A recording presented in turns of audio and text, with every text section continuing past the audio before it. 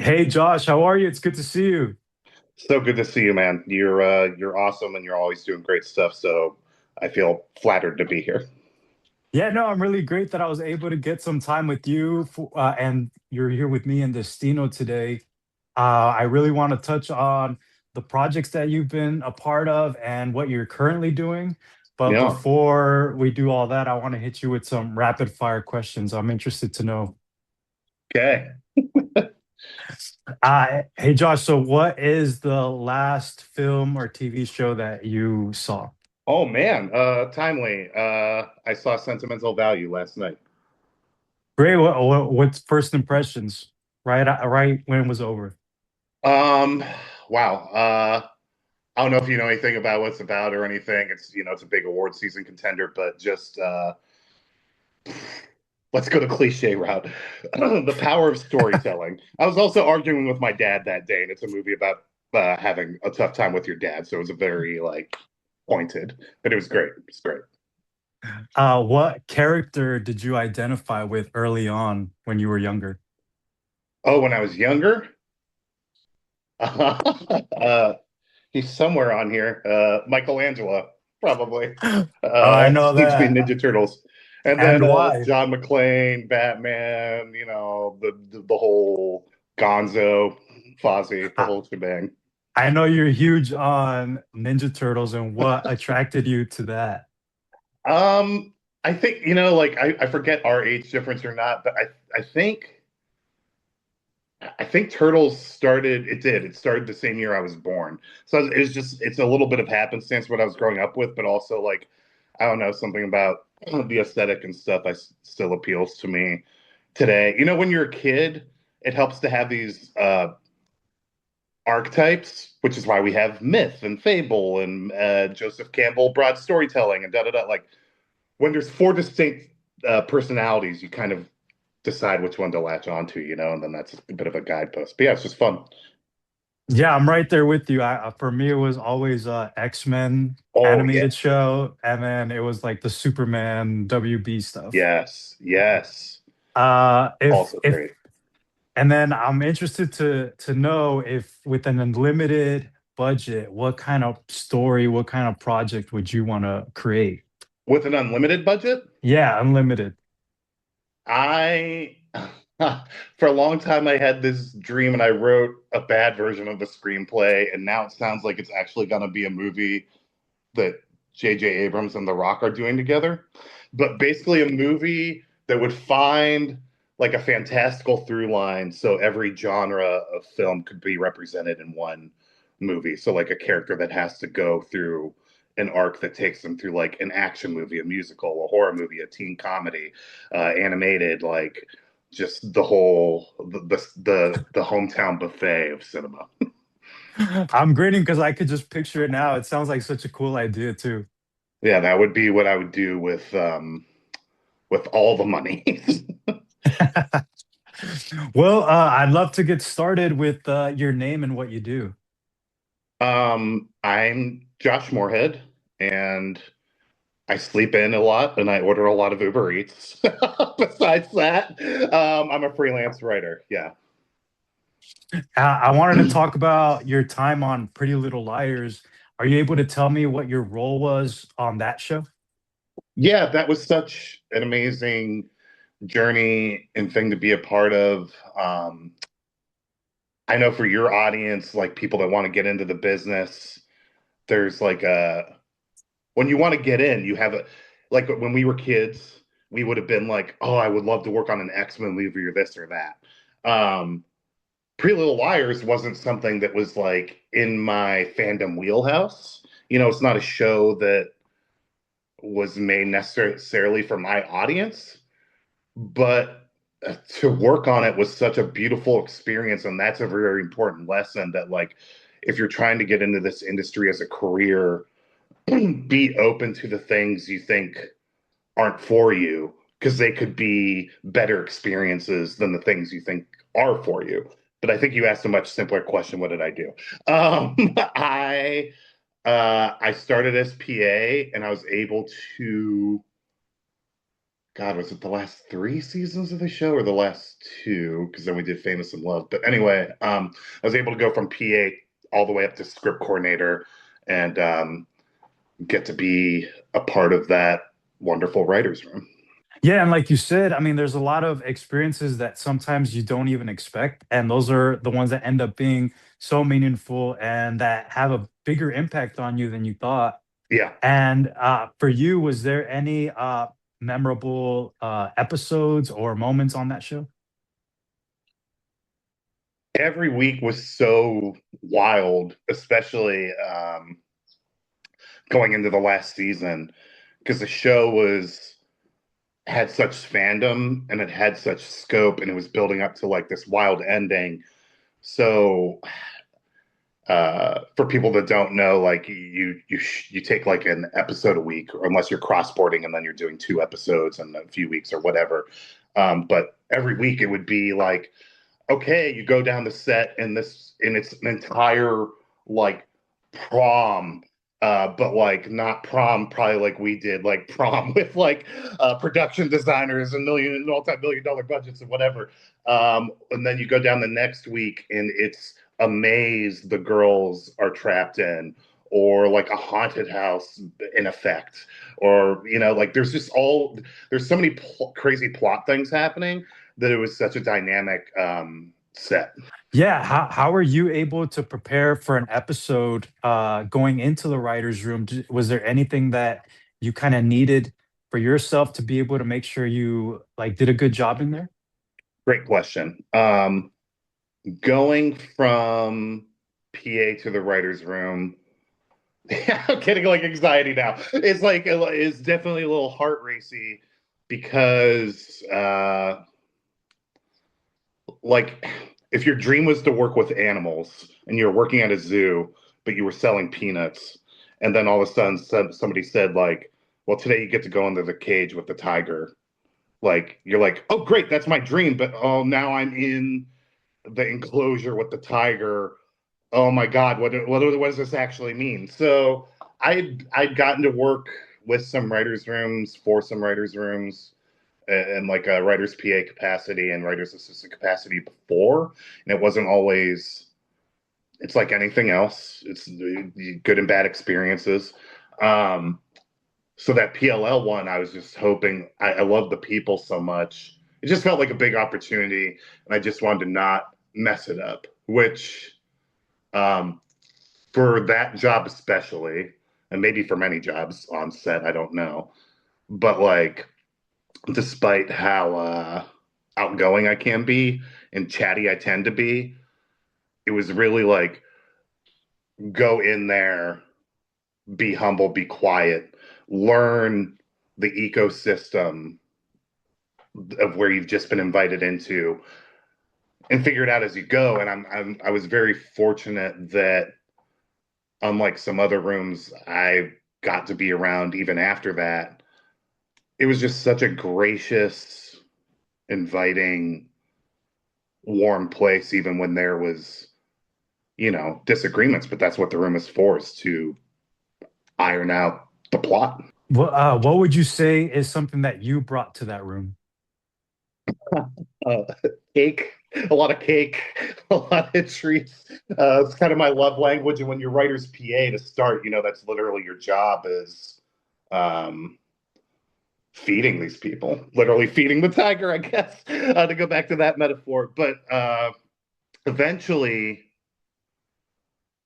it's kind of like being, not that I know this experience firsthand either, but I imagine it's kind of like being a rookie on like the Lakers or something. Like you're so glad you're there, but you're not gonna go in there at the first practice and be like, LeBron, you weren't hustling. Like Luca, like you're not showing up on D. Like you're gonna sit back and wait for your moments. And they were so gracious; they gave me moments, and then by the time we were wrapping that show, like you know, I really got to like pitch in and help, and they would have me, um, you know, help with outlines, and well, that was part of my job too. But like, I got to write like some digital exclusive stuff. You get to like you just get to help. And when there's if you have your wits about you and they're gracious enough, like they will let you when there's those moments of like, well, what do we do in this like this sticky plot moment that you can pitch? And sometimes your pitch gets across and then you really feel like you made it, you know? And what would you say is how you handled notes or changes or anything that you didn't expect to come your way that day?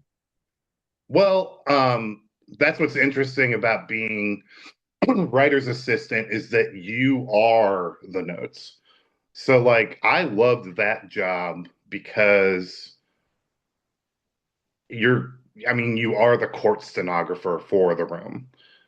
You're there. Your main reason to be there is to um grease the wheels on logistics and like bureaucracy and paperwork and things like that, but mainly to track the work that's happening in the room every day, both for writers that aren't there because they're off writing or whatever or on set to reference to know what's going on, and for writers to come back to that are writing that next episode or are writing the next outline so they see the living document of not the just the decisions that were arrived at, but how they were arrived at. It was mostly my job just to make sure I got them down clearly. So, like when we have a table read or a notes call or production meeting or whatever, I'm also there taking notes on that. And it sounds like it could be a nothing burger of a job, but it's not. It's kind of what you bring to it too, because if you're in a if you're in a table read and you're taking the notes, you could be a bad version of that job or a lesser version of that job and be like, such and such executive said they didn't like this moment or whatever, or like page 32, they didn't like that. Or you could have enough social and whatever insight to be like, well, such and such executive didn't said they didn't like that moment, but they said, but the tone was like this for this reason. And last week they said they didn't like that. So maybe it's something with the character or like something with the performance, something like, like you can bring, even if it's just notes, you can bring valuable insight and make yourself valuable there. Um, so it was just, yeah, learning how to think quick and respond quick. Yeah, and also like you're also going to learn a shorthand and know exactly what everybody else needs from you, and that Absolutely. way you're able to provide a bigger influence to the show. Right, right. And that's the other thing too, not to pat myself on the back because nobody's perfect. I wasn't perfect. I had bad days. I messed things up. Um, and I had bad experiences in rooms too, but I always try to, whatever situation I'm in, but especially in a room and especially as one as good as that one was, to bring a buoyant presence to it too, because you really are, you know, a writer's room is a chemical thing. It's a delicate balance. So even if you're not the boss by any stretch of the imagination, and even if your job is to mostly keep quiet, especially at the outset to earn your keep, the vibe you're bringing in there still affects the temperature of the room. So you can be quiet all day, but there's a good and bad version of being quiet all day that makes the room a more welcoming place or not. So I always try to bring the right presence and always appreciation to that space because in my mind, even on a bad show, like be, being in a writer's room is an absolute privilege in whatever And context. yeah, and just to add to that, the way that we work in productions, you're not guaranteed to be brought back either for the next Hell season. no. Yeah. So definitely the way that your role plays out during that current season is going to determine if you get asked back for the next season. So it Yep. definitely you're always have to be on your A game. You always have to deliver. And not only that, but you have to be able to know how to collaborate with this team. Dude, absolutely. And I know I don't want to turn like the interview on you. But like that I was always so impressed with you, and I am so impressed with you on the way, just how good of a person you are was able to raise you through the ranks too to where you are today too. Yeah. Yeah, I mean, for me, I honestly, I was always interested and always eager to know what everybody was doing around me, Hmm. and that was what led me to you, just because we were always on common ground and we were interested in very similar things, Yeah, man. and those are the relationships that I made sure that I always like kept in touch with. Yeah, yeah. So appreciated. But yeah, it really is. There's something fascinating about, and I don't know how true this is in other jobs or not, but like working in production really is a balance of like Mean Girls, like navigating the school cafeteria and popularity and like clicks and being really good at your job. It's like a balance to get both of those right to both survive and grow because you could be exceptional at the job but suck to be around and you might not get back brought back either. You could be great to be around and suck at your job and you're also not coming back. So you really got to find a healthy balance and a healthy balance of like curiosity and ambition and appreciation too.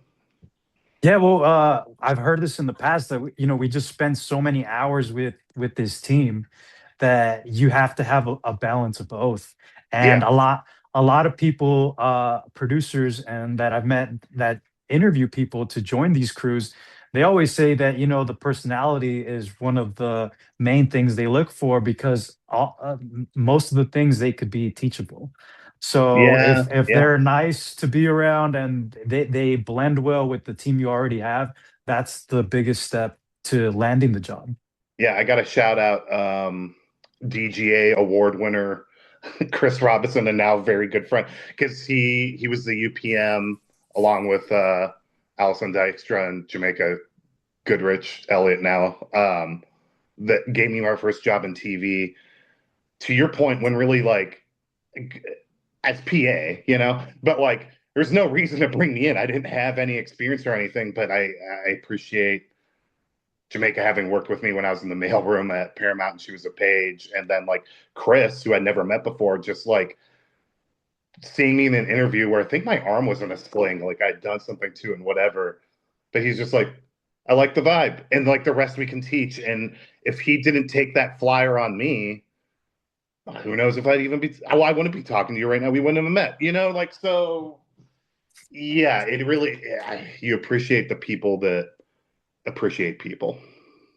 Yeah, no, that's a great group that you brought up. I mean, that's one of the early teams that I got to collaborate with. We were on Right. Sullivan and Son, and then Fuller House later. Yeah. But yeah, Chris was a person that I was always able to turn to when I was pursuing, for example, my Vallero project. I was able to Yes. take it to him. Hey, what do you think? Mm. And it was really cool to have somebody at his level, at his caliber, to be able to give me feedback and to be honest. Yeah. I guess this is jumping the gun a little bit in the interview, but like, hopefully he appreciates the accolades, but like, especially on Sullivan, when extracurricular crazy things happen there, like not with us, but just not on set, but things happen on a show, just like things happen in a year of school or whatever. And things happen even when production's going good. It's like it's such a living organism with so many moving parts. He showed me by example that being calm and affable and logical in the eye of those storms is the best way to me to create TV and whatever it is. Because other people, you can be an iron fist, whatever. He knows when to be firm. He knows when to tell you no, you're not getting that rate raise you wanted or whatever. But he shows in life are complicated enough. If you can be a calm center in any chaos, that's a good thing. And I wanted to know, because I think this would be beneficial to a lot of young people. How did you make the jump from being a PA on Sullivan and Son and then landing a role, a job on Pretty Little Liars? Yeah. So, man, that was because, and this is where like fate just comes into play. The things you can't control sometimes bring you the best things in your life, like, especially me, a writer, I'm always trying to like plot my own way, and life has a way of showing you where you actually need to go. So that is to say, in season two of Sullivan, yeah, we were in the same we were in the same building for and floor for our production offices as PLL was, and they were on the other side of the hall, and they were kind of like the real show, like they had been at it for a long time, a lot of success, and I felt like we were like Animal House or something sometimes, like goofing, which is mostly me, but I was able to build relationships just by coming up the stairs together, just by being like, oh, you have the conference room booked for your production meeting then, well, we're trying to have a table read, like all those little negotiations and just those brushes of humanity that when, my time on Sullivan was done, uh, I was just fortunate that PLL had an opening for PA, and it Yeah. wasn't like, come on in. Like I still had to resume and interview and all that stuff, but because they'd already seen me carrying groceries and loading paper into a copier, they knew I could do it. Yeah, and that's part of it that I like to talk about, that sometimes it's just putting yourself in that environment. I mean, for me, when I got started, I knew that I just wanted to be at the studio and kind of get a feel for the Yes. field and know what kind of people are there, what kind of jobs are there. And Yes. that was kind of was leading me step by step where I needed to be. Yeah, dude. Um, yeah, having been away from the lot for a minute, like I had a deep appreciation for it then, but like it's not till like you get away from it that you're like, whoa, that place really was Narnia. It was Oz. It was like, yeah, it is. It is a magic place to be, even on the days that suck. And right now, you're currently freelance writing and you're a creative. So you were able to work on the Joe Biden campaign in 2020. And Yeah, then you worked with LeBron James on his project for Nike and Space Jam.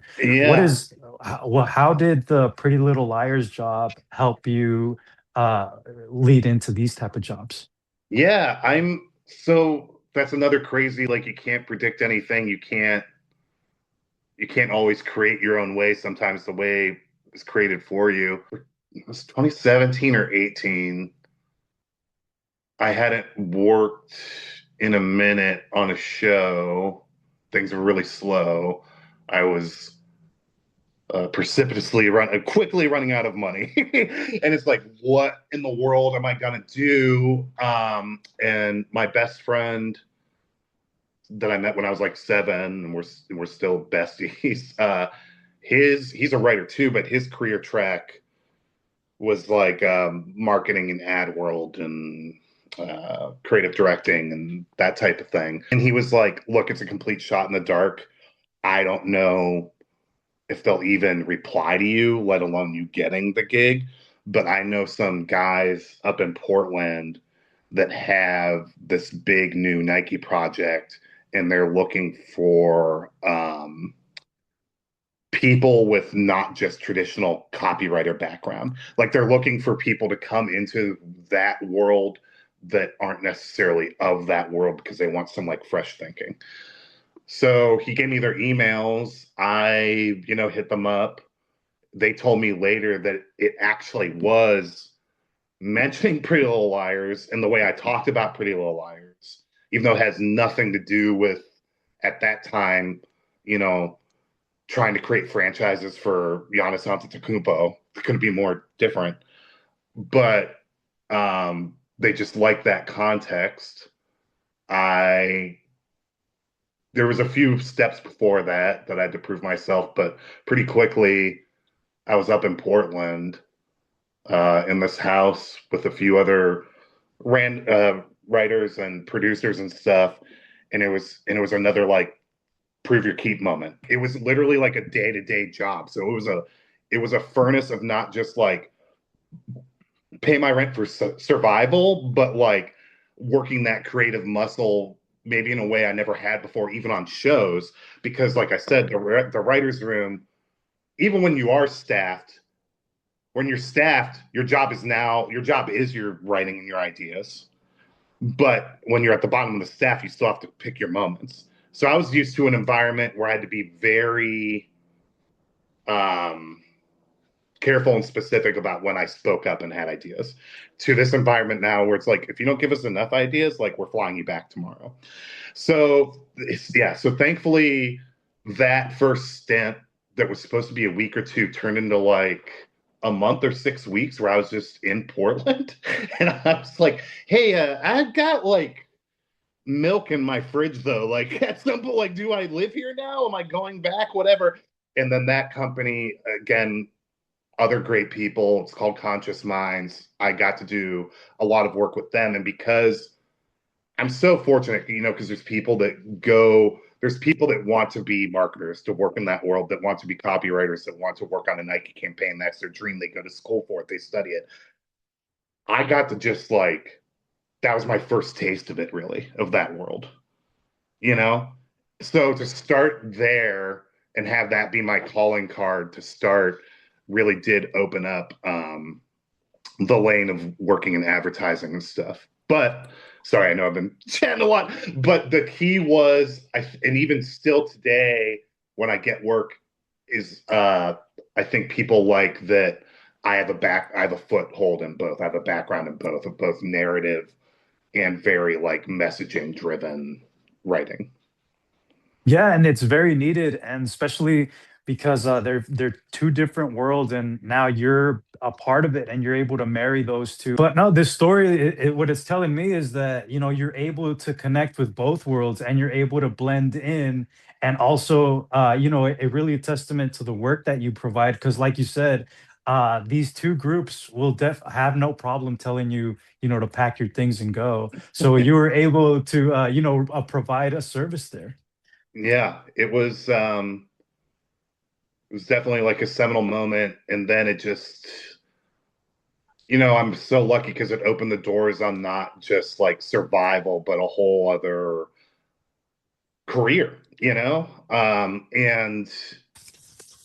the truth is, like, I get, not every time or not every day or every moment of the work, but I get excited about both lanes, because even if like a brand, if I end up working on a brand that I don't connect to personally to start, I appreciate the puzzle of it in the same way I appreciate like the puzzle of narrative work. Like if you go into a show, you go into an episode, you might know we need to get this character from A to B, both emotionally and literally. Like we need them in that location and whatever. How do we get there? And I love thinking through those steps. And it's the same and different with brand stuff where it's like, we want to sell this shoe or this product or whatever it is, this candidate in this way to this demographic of people in this many words. How do we do that?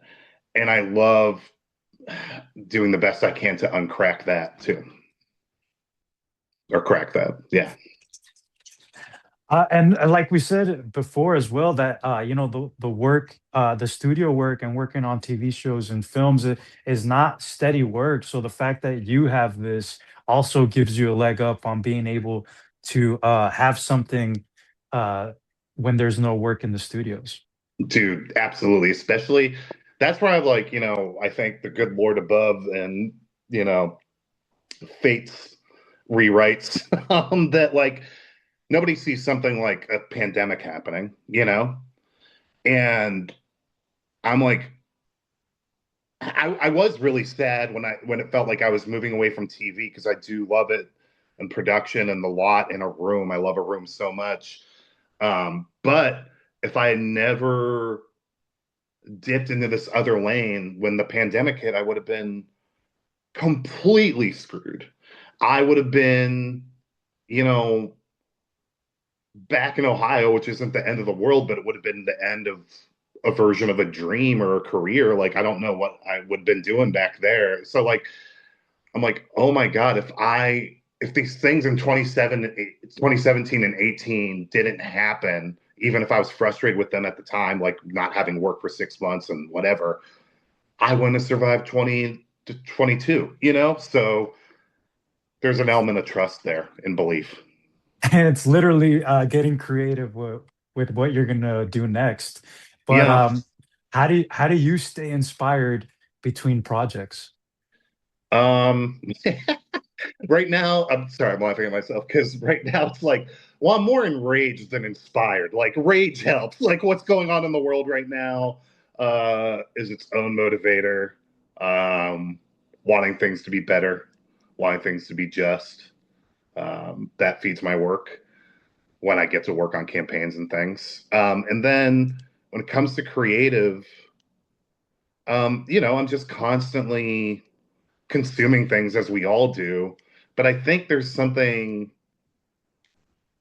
and I try and, I, after living through some of the things we lived through for like a pandemic, I've tried to learn you need a balance of inputs. Like, you might love storytelling, but it's not healthy to sit inside and watch 13 movies a day. It's helpful to touch grass. It's helpful to like have a spiritual practice, whatever. It's helpful to see people. But I do think everybody has something that is innate to them, that is like the thing they're supposed to be doing, or most apt to do, if you want to be less woo woo about it. And you couldn't turn that thing off if you wanted to. So in terms of like, there's sometimes a problem of like, I don't know what to write necessarily, or like, I don't know what thing to pursue, or I don't have an idea right now. But like, in terms of just feeling that need to write and express and think that way, that's been present since I was like 5 years old. And I hope it doesn't burn out anytime soon. And and everybody has their version of that. And what made you want to work in entertainment? Money, money, money, fame, fame, women. No, no, I it was just love of the stuff first. Like, it was just such a, whatever issues I have with my dad now because of other things, like, he was so good when I was young. Like, what's your bag? Like, what's like, you're 3 years old. Like, what are you into? I got you baseball cards. Is that connecting? Whatever. Like, let's try a bunch of things and see what your thing is. What it's like, the movie, the Pixar movie Soul. Like, what's your spark or whatever? And it was really like, it's a cliche, but it was like happening upon Star Wars for the first time. Him showing me some movies, him taking me to movies. That was the brain explosion when I was very young of like, this is what I want to do. This is what I need to do. Oh, it happens there. This is where like that is created and is made. And that's where, like, if you want to be, a blacksmith of words and story, that's the kiln. Like, all right, I got to go do that then. And did you have any mentors early on in your career path? Oh yeah. Every stop. Um, even when I was in the mailroom at Paramount, which is where I started, like, you meet people you're delivering mail to, whether they're an executive assistant or a producer on a talk show or a writer, or like literally 100-year-old executive AC Lyles at Paramount. Like, you just meet these people that, like you were saying before, that will let you in, give you a glimpse, give you some context to the work, how it works, and make you feel welcome in it. And then when you actually get on the jobs, like I said, like seeing how Chris produced, um, Marlene King, the creator of Pretty Little Liars, her her welcomingness and leadership and example and friendship, and her graciousness and like, this is my thing, but I want, like, I'm making this feast, but I want you to have some of it too.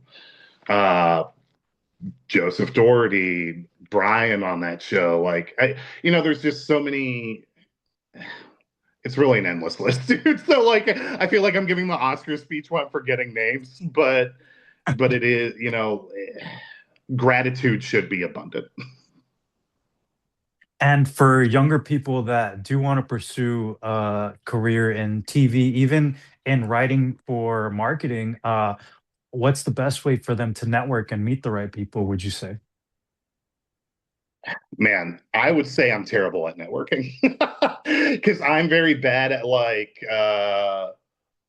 let's get dinner because I want something from you. Like, not that I try. To me, it's all about personal relationship. So another mentor person that's been very good to me is Charlie Craig, who I was just texting a few minutes ago. He's a writer producer. He worked on PLL with us, and then Famous 11. He worked on like the X Files and stuff. And that is a dude that we still make time to see each other and hang out and catch up. Not because I'm like, oh, you're writing a pilot, that means I could work like in 6 months, but because it's human first. And then any opportunity that comes out of that human foundation is awesome. But I'm very bad at leading opportunity first. Like, because even people that it would behoove me to have had better relationships with in the past that I didn't, I'm like, well, if they go, like, is that somebody I want to keep working with anyway? So I just try and be genuine and let whatever comes out of that happen. So in terms of like advice, I guess that would be my advice. The way I've done this, which maybe I could have had greater success if I did it differently, is just be an authentic you and see what that gets you, see what you can learn, see how you can improve by being the authentic you, because people will let you know.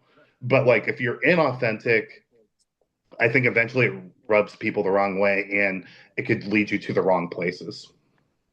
And also, I mean, just keeping the connections to people that you connect with really well is important because, like we mentioned earlier, that these people want to work with people that they collaborate with well. And Yeah. so, being able to have this friendship, this collaboration early on is really essential to like finding new opportunities. And then I also Yep. appreciate that you make time to go to all the Q&As, all the screenings. Again, I started to implement that for myself, going to these things and Yeah. meeting other creatives at these events and Yeah. connecting with them as fans of the work. Absolutely, dude. And we need to do that together.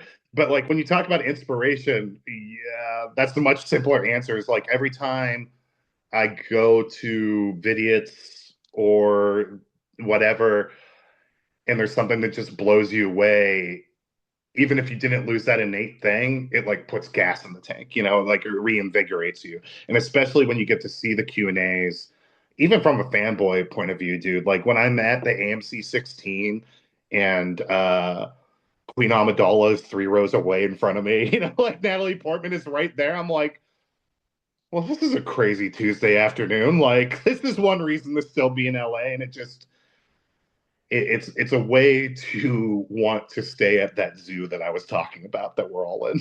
Yeah. Well, lastly, what advice would you give younger Josh? Oh, dude. Bah. Start eating kale in Ohio. start eating kale in Ohio and quinoa and running in Ohio before you get here. Besides that, I guess it's what I try and live by now is just like, keep your head up, don't give up. Like, there are incredibly trying times in life, and there are incredibly trying times in this business. And no matter, uh, and you're never done with them. Like you could be at the highest high and like another, that's character development. Like another challenge is going to hit you, but you just appreciate if those things aren't happening to you, that means your life isn't telling a story. You're not growing as a character. So, like, you don't have to celebrate everything that happens to you, but welcome it all as opportunity and believe that it's never over. Yeah, for me, I mean, I could definitely resonate to that because when I was starting out and I saw that, things were not happening for me right away, and I saw everybody around me getting their Oh, yeah. opportunity, it was very difficult. And a lot of the times I wanted to, give up, but luckily I had a lot of support around me, and they would always tell me things like, there's thousands of people who would just want to be in your spot, and Right. just kind of embrace that and just show up every day, and just you never know, like the game changing phone call could happen tomorrow, and if you're Yeah. not here every day, you're out of sight and out of mind. And that Right. was something that I just kept sticking to until I was able to get that opportunity. Yeah, dude, and you're such an exemplar of that that I really do, even in a parasocial relationship way, like just through the gram and everything else, like seeing everything you do is so admirable. Yeah. And it's a Thank you. testament to that, just like do great work, stick it out, see what happens. Well, I look forward to working with you at some point on a project, Yeah, dude. and I really appreciate this chat. Yeah, you too, man. Thanks for letting me be a narcissistic gap about myself for an hour. I hope it was helpful.